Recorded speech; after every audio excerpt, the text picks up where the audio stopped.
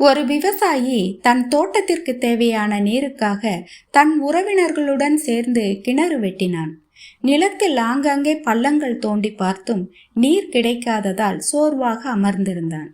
அவ்வழியாக வந்த வழிப்போக்கன் அதை கண்டு சிரித்தபடி கூறினான், பூமியின் அடியில் எல்லா இடத்திலும் நீர் உண்டு.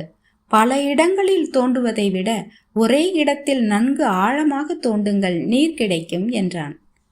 நம்மில் பலர் இறைவனை அடைய ஏதாவது ஒரு வழியில் முயற்சிப்பார்கள். பின்னர் அதில் சலித்து போய் வேறொரு வழியில் முயற்சி செய்வார்கள். பிறகு அதனை விட்டுவிட்டு இன்னொரு வழியில் முயற்சி மேற்கொள்வார்கள். இப்படி யோகம், தவம், வழிபாடு, யாத்திரை என்றெல்லாம் மாறி மாறி முயற்சிப்பதை விட ஒரே முயற்சியை உறுதியுடன் மேற்கொண்டால் வெற்றி நிச்சயம் கிடைக்கும் என்பதை அவர்கள் அறிவதில்லை. எல்லா மனிதர்களும் தேடல் உள்ளவர்கள்தான். சிலரது தேடல்கள் மட்டுமே ஒரே துறையில் கடைசி வரை செல்கிறது. அவர்கள் மட்டுமே இறுதி இலக்கை எட்டிவிடுகின்றனர். சிந்திப்போம். தமிழால் இணைந்திருப்போம். நன்றி.